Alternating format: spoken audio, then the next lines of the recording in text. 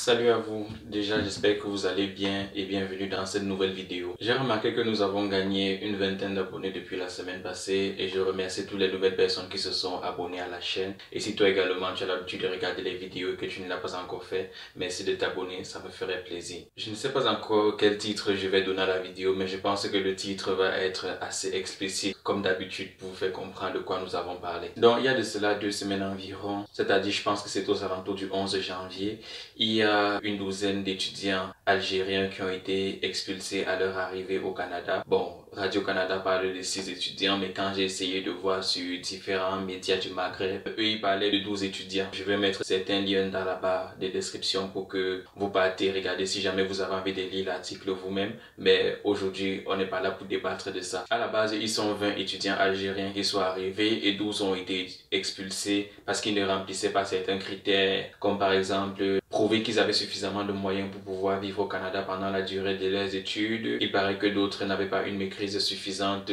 du français ou de l'anglais et il paraît que c'est d'ailleurs ça qui a interpellé les agents. Et en plus de ça, il a été également souligné que d'autres avaient déjà changé leur programme d'études. Donc je vais juste m'attarder sur ces points-là en fait. Je n'ai pas grandement envie de débattre sur les raisons de s'ils devaient être expulsés ou pas. Parce que dans les entretiens que j'ai lus, ces étudiants-là disaient que les conditions qu'on leur a données à leur arrivée au Canada n'étaient pas les mêmes conditions qu'on leur a données dans le processus d'obtention du visa. Donc déjà, il faut considérer que quand tu as le visa pour le Canada et que tu reçois l'email pour te dire que ta demande de visa a été approuvée, dans cet email-là, on précise bien que le visa que tu as obtenu ne te garantit pas l'entrée au Canada. Parce que quand tu vis au Canada en tant qu'étudiant ou en tant que résident permanent, par exemple, avant de sortir de l'aéroport, tu vas avoir à rencontrer certains agents de l'immigration qui vont te demander pour quelles raisons tu te trouves au Canada, pour combien de temps est-ce que tu vas rester. Et ils peuvent te poser d'autres questions un peu plus personnelles que tu es censé être le seul à savoir. Par exemple, je ne sais pas moi, quelle profession fait ton garant, parce qu'il faut savoir qu'ils ont toutes les informations que tu as envoyées à l'ambassade dans ton pays. De plus, en te posant ces questions personnelles-là, si jamais l'agent se rend compte que quelque chose cloche, il peut refuser de te délivrer ton permis d'études ou dans les cas de résidents permanents, il peut te refuser l'entrée au Canada et t'expulser du pays en fait, donc te demander de directement rentrer. Donc comme on dit, le visa ne te garantit pas l'accès au Canada ou le visa ne te garantit pas l'obtention d'un permis d'études quand tu vas arriver à l'aéroport. Mais généralement, les questions qu'on pose sont assez simples et c'est vraiment exceptionnel qu'on puisse refuser l'entrée à une personne une fois qu'il est déjà là. Parce que normalement, si tu es là et que tu as montré tous les documents qu'il faut pour l'obtention du visa, on suppose que tu as tout fait dans les règles et que normalement tout devrait passer comme crème. En ce qui concerne le choix de programme, on se connaît. Il y a des gens qui parfois s'inscrivent à l'université et demandent des permis d'études de 4 ans, mais une fois que le visa est peut-être obtenu, ils se rendent compte que les frais d'études sont trop chers et qu'ils ne pourront pas par exemple payer 4 ans parce qu'il faut considérer que généralement dans les universités, si les frais d'études pour une année, dans la plupart sont environ de 20 000 $. Donc si tu fais x 4 ans, ça fait environ 80 000 $. Donc certains se rendent compte qu'ils ne peuvent pas payer ça et parfois choisissent de par exemple prendre des programmes d'1 an ou de partir dans des collèges alors qu'ils ont eu le visa pour l'université. Donc si jamais ton intention est de faire ça, je te conseillerais d'y réfléchir à 2 fois et d'au moins attendre d'être arrivé sur le territoire canadien avant de pouvoir prendre ce genre de décision-là. Parce que vous devriez également savoir que même quand tu es au Canada et que tu fais une demande par exemple pour changer ton programme d'études, quand tu vas faire ta demande de permis de travail après tes études, tu vas devoir faire une lettre où tu vas devoir expliquer pourquoi est-ce que tu as changé de programme d'études. Et même si tu as changé de programme d'études avant d'arriver sur le territoire, ça va montrer à l'agent de l'immigration que probablement tu as menti pour obtenir ton permis d'études.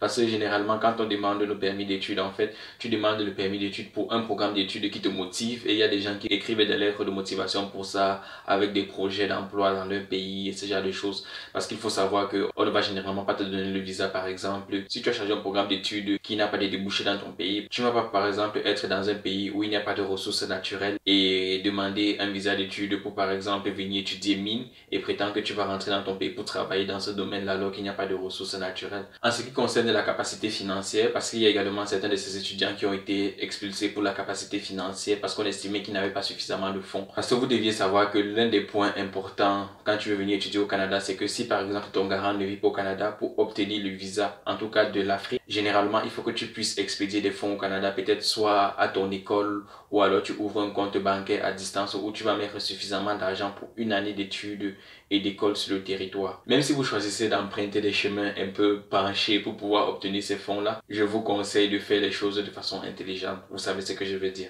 Je ne vais pas vous faire un dessin. Donc, pour les exigences linguistiques, il est clair qu'à nous les francophones, on ne nous demande rien parce qu'il Il suffit qu'une école voit que tu as étudié déjà en français par le passé pour ne pas te demander des exigences linguistiques. Bon, ça c'est généralement parce qu'il y a des écoles au Québec qui demandent parfois encore un test de langue. Mais la plupart des écoles ne te demandent rien quand ils voient que tu as déjà fait des études en français par le passé. Donc je vais dire que ça c'est correct. Mais par contre pour les anglophones c'est différent. Même si tu as déjà étudié en anglais par le passé, on va toujours te demander de prouver ta capacité à pouvoir parler et écrire l'anglais en faisant par exemple le IELTS. Mais je pense également que si jamais tu arrives à l'aéroport et que tu viens par exemple pour étudier en français et que l'agent remarque que tu as des difficultés à parler français, c'est clair qu'il va commencer à creuser un peu plus pour essayer de comprendre ce qui se passe. Et je me dis que c'est probablement ce qui a dû se passer avec ces étudiants-là, c'est-à-dire que un agent a dû avoir un soupçon sur l'un d'entre eux, ou l'agent, parce que je ne sais pas s'ils sont passés tous devant le même agent.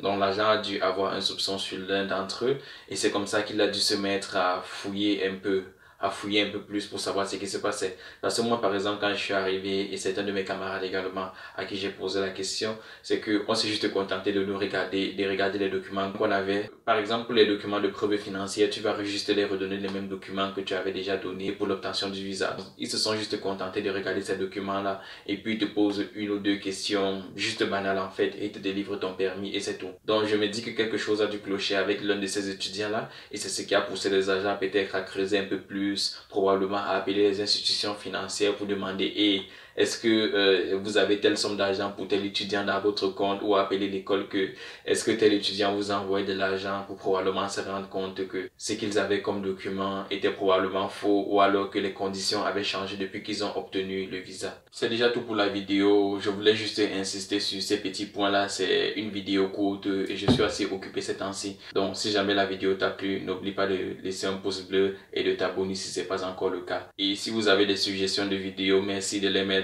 dans les commentaires, et également d'autres vidéos sur la chaîne que vous pouvez regarder sur les études au Canada. Et on se retrouve très bientôt pour une nouvelle vidéo. Ciao!